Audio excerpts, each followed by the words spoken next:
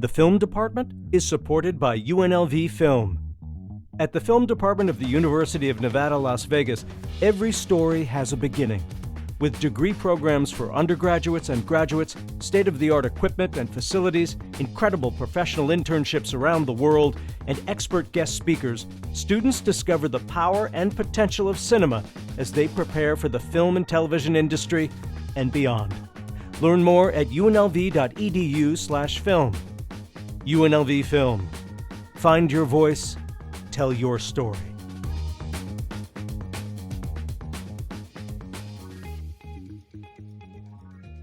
Welcome to the Film Department, the movie review podcast of UNLV Film. Before we get started, we want to give a huge shout out and thank you to the Beverly Theater, our partner movie house, the only independent theater in Las Vegas. Thank you so much. They have slash passes available for their Wake program this month, all horror films, including coming up, they got Killer Clowns from Outer Space, The Blair Witch Project, and Corpse Bride. Today we're going to talk about the 1925 Phantom of the Opera film with Lon Chaney.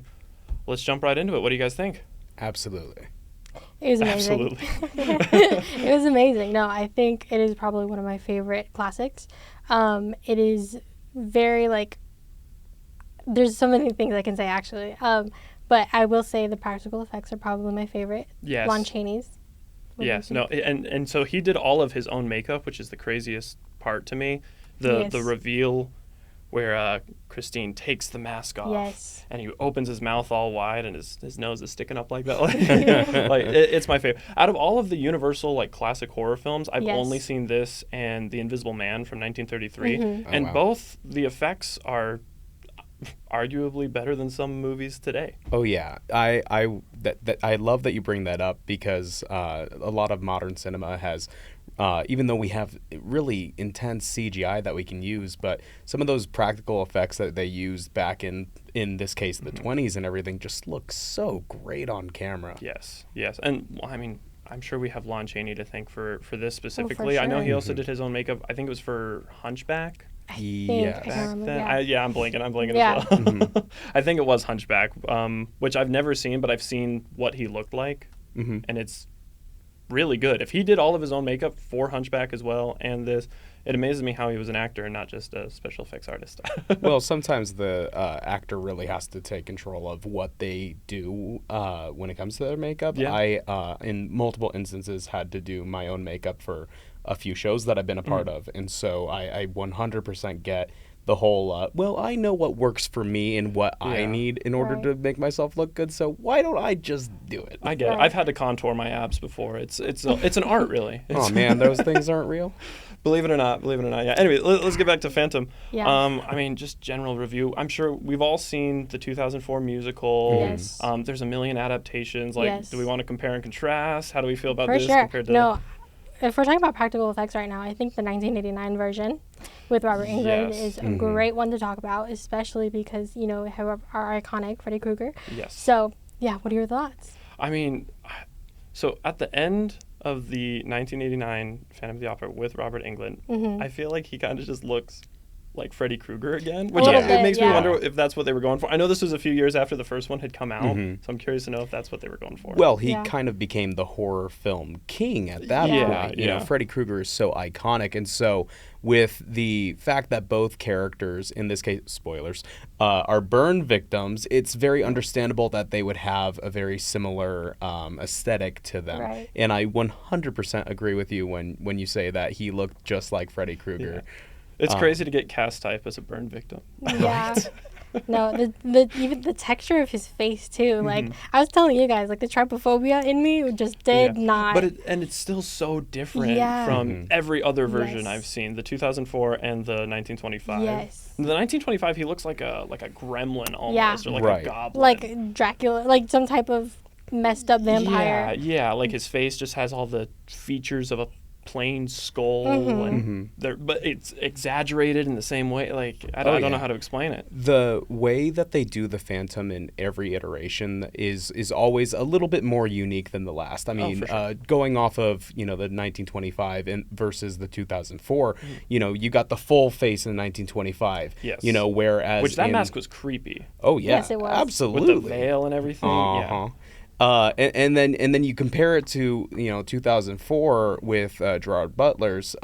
It's only half the face, and granted that's just the musical, Yeah. And so, but in so many different iterations of Phantom of the Opera, there's even one where you watch as he actually had an accident and he had his face burned by acid. Yes, I've seen that one. I know Yeah. what you're talking about, where he's like, it's after he becomes the Phantom. Correct. That he gets Yes.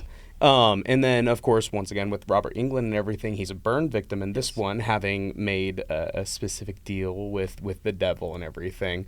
And that's kind of his price to pay. I really enjoy it because of the fact that it gives a little bit more depth to, why is he the way he is? Is it because he was born this way? Did he have some kind of thing happen to him? Because, and I think we all said this when we were watching the 1989, like, Robert Englund is a good looking guy. Yeah. And so watching him go from this very gorgeous person into this, horrific, He's a monster. Yeah. And I love that you say monster because of the fact that in that version, there's a lot more of a supernatural element to it. Yes, 100%.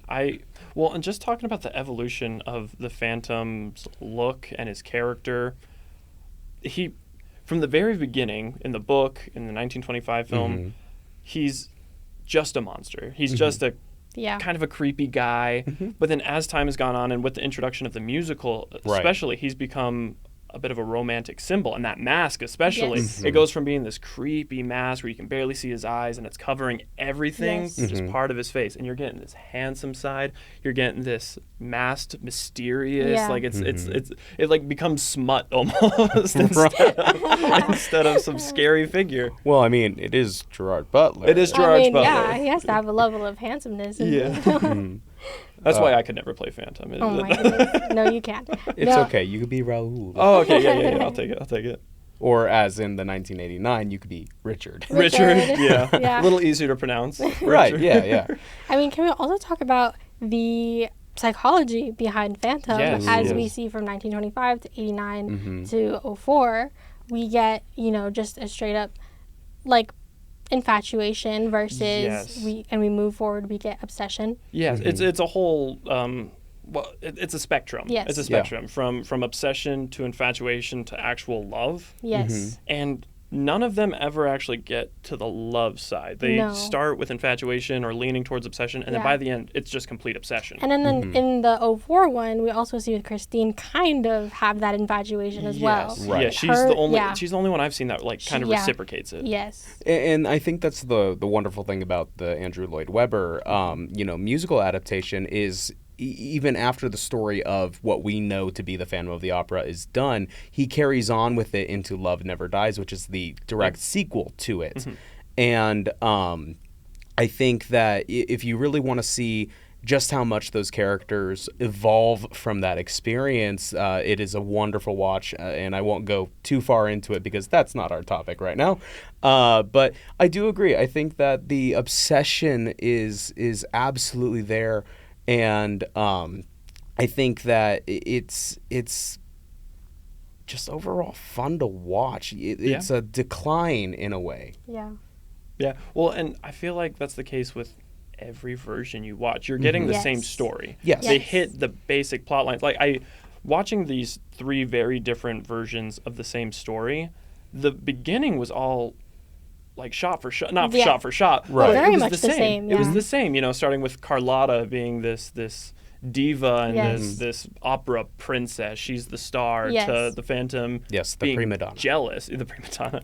But the Phantom's like jealous. He's like, no, I don't want this for Carlotta. I want this for the girl that I've become infatuated with. So I'm gonna, throw my wrench into the gears. Let's get something else cooking. I love that you bring that up because of the fact that, yes, he puts Christine forward in each one of these adaptations. And I love that you see in the background of each one of these pieces the building of Don Juan Triumphant, which is his masterpiece, his opera that is presented at the end. And where the inspiration for that was Christine. From the moment he laid eyes on her, that's what he's writing. This is his full thing that he's working towards. And so in order to get to the point of where she can be that female lead in it, he has to, make way for it by pushing her forward. Yeah. Well, No, I see what you mean. Yeah. Sorry, you were going to say something. I was going to cut you say, off. I was kind of going to divert a little bit. What is the actor's name that plays Christine in the 1925 version? I'm blanking out, but I wanted to talk a little bit about like the acting aspect because remember, I think we were talking about it a little bit earlier where we were like, there's a lot of, people didn't really like her performance. I wanted to get your guys' take because I personally really, really did like her performance in here. I thought it was pretty perfect. I liked it a lot. I mean, I think with it being 1925, Right. It's a silent film. It was still, 2 or 3 years from the Right. first movie with dialogue coming out. Right. Like, they kind of had to play more into it, like a Charlie Chaplin type thing. Yeah. So Yeah. when she was like There's a disgusted, she dramatization. was like, Yeah, they had to really show their body language and everything. Yeah, Because yeah. what else are we going to rely on? exactly. Right now? And that's not bad acting. That's No. playing to the times. Right. And Yes. I mean, if you call that the acting, she nailed it. Right. Yeah. I she's have very to pretty. 100% agree with Yes. you on that.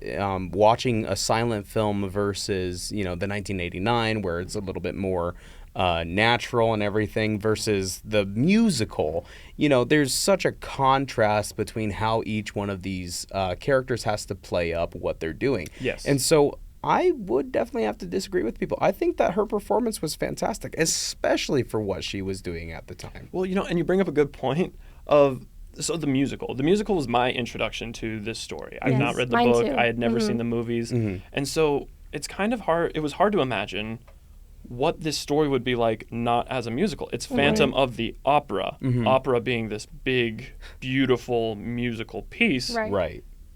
And it's not a musical before this. Like that kind of shocked me. And so the music of the 2004 really plays into the charm of the characters, the fear of the characters, the yes. aggression of the characters, and they didn't have that for any of the other versions that we watched. So especially for 1925, which is Right. silent, there's no dialogue. Right. Right. So when you put that into the perspective, yes, they nailed it even more. Raoul, Phantom, Christine, all of them. Yeah. The detective, I'm blanking on the detective's name now too. Yeah. But all of them, they played the part so well without the benefit of dialogue, without Right. the benefit of music, Yeah, without it was- the benefit of the It was a whole charm. performance. Yeah. At the end of the Yeah. day.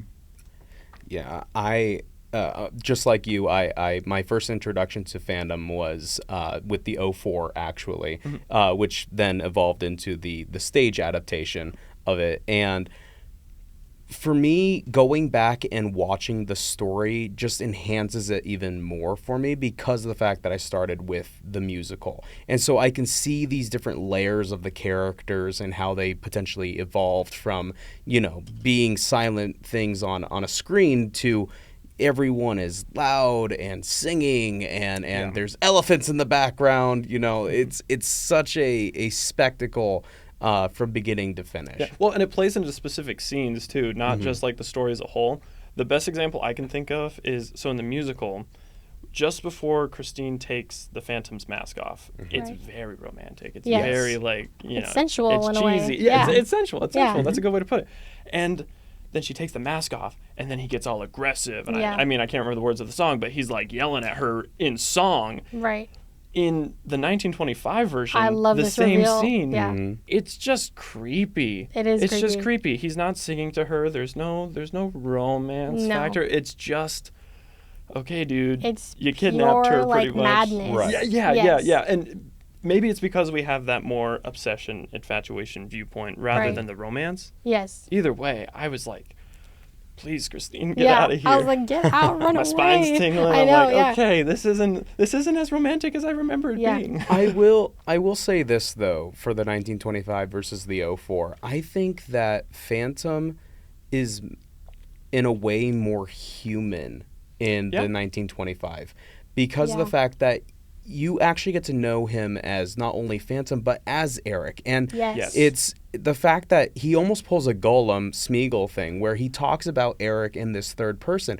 Eric has unfortunately had to fall from grace because of this I didn't think about that. because of this Yeah. disfigurement, and that is something that you don't really express in the musical. and or rather the O4. I want to stick to the movie rather than the stage. Yeah. But it's one of those things where separating these two characters, whereas in Phantom of the Opera, the musical, he's just Phantom. You don't get to know his name because he has only been this opera ghost. He was treated from day one as is in what they said in the movie, the devil's child. I'll be honest. I only ever listened to it for the longest time. I thought the Phantom was like some supernatural character before I watched the movie, and I was like, no, he's just like a operatic Batman. Like he just knows a lot. He can just get around quickly. Like that's all. That's what his superpower is. He is a designer. He is a musician. He is a magician. And that's something that carried through with every single one of the adaptations. Is the fact that the guy is a magician. There's a reason why, just like what you said, he's a musical Batman. Yeah. Musical Batman is the greatest term ever. He's dark. He's mysterious. He wears a mask. You mentioned the name part, which I do want to touch back on. In 1925, yes, we only see him, or we see him talking about Eric in the third person, but he kind of disregards that in the other adaptations that we were looking at in 04. And I didn't know his name was Eric. Yeah, exactly. So I think it plays a part in identity as well, because he kind of felt so alienated that from his original identity that he kind of just had to be just Phantom. Yeah. You know? And I feel like that speaks a lot for like how everyone else treated him very alienated. I think that you can read a little bit more into that in terms of the masks over the years, because in 1925 the whole face is covered. You mentioned the veil and just the creepy dullness of it. Yeah. And then as you progress forward in the Robert Englund, he and I'm sorry, trigger warning everyone, he actually, he takes human flesh and he sews it onto his skin and puts on makeup. That's his mask. Right. He's doing skin grafts the hard way. Yeah, right. and then with the 04, he has the half mask. Yeah. And so there is that sense of beauty there. There is that sense of humanity there. And he's able to hide away that darkness. And so when that darkness is revealed, he loses that humanity. Yeah. He feels like it is completely gone, and that's all that people want to see at that point. Yeah. You know what I thought was so funny watching the 1925 version? So in the 2004 and in the 1989, Christine knows he's the Phantom right away. Yeah. Right. In the 1925, and maybe I got this wrong, maybe I just missed something. At one point, long before he took her down in the boat and into his like dungeon lair spot, she points and the title card goes up.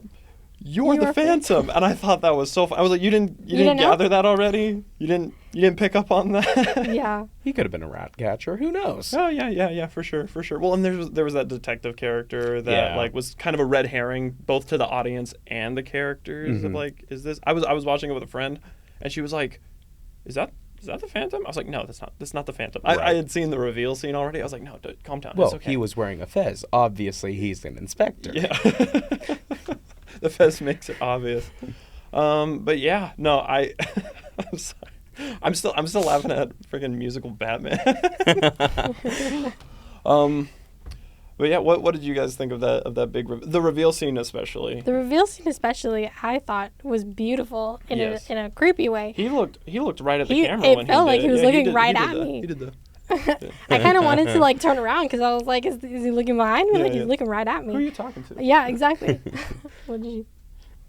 Sorry, you're gonna have to tell me which version because 25. I like 25. Yes. Oh gosh, the reveal. I think the fact that it is so jarring is my favorite part of it. I think that it's not what you fully expect because especially if you didn't grow up with the 1925 and you did start off with Gerard Butler like I did, it really is, well, like it's just said, jarring. You're not expecting for this whole face to be deformed the way that it is. And did you guys know that when they first showed it at Universal, some people in the audience fainted? I would believe it. Yeah. Freaked me out. I hadn't eaten all day. I could have fainted. Yeah.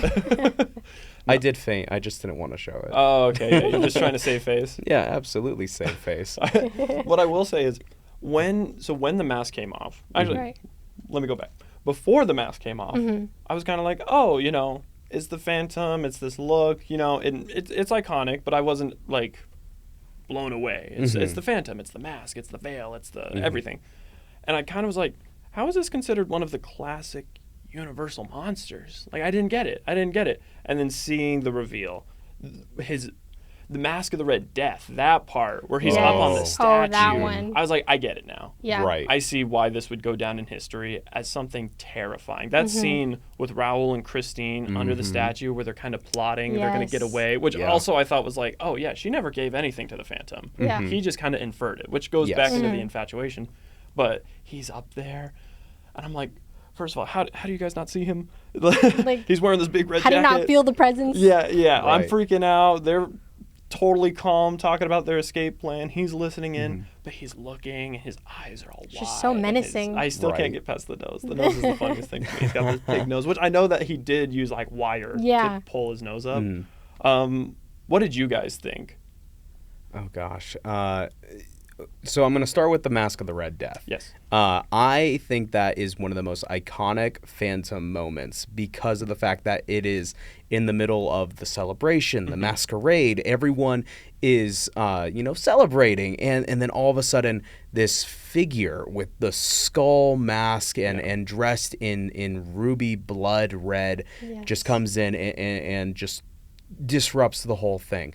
I want to say that I think that the 1925 might be my favorite of the three that we watched. I would agree with that. I would agree too. With the symbolism of it all, like it's a skull mask. Right. It almost looks like his face. Exactly. Like he's death. It's more realistic to the character he is than the Phantom mask, which was also agree. creepy. It was still creepy. It just the skull. Yeah. And granted, Robert Englund also had a skull and everything, but I feel like because of the horror element already in there, I think that he didn't necessarily need it. No, yeah, I'd agree with that. Like, it was almost less scary because he was wearing... Right. You know, the dude is scary without it. You know, it's like Willem Dafoe in Spider-Man. You're scarier without the mask on. Yeah, well, and I mean, with Robert Englund's version specifically... They did him up to make it look like he has been patching his face up. So they kind of tried to combine the handsome factor with the something's not right factor.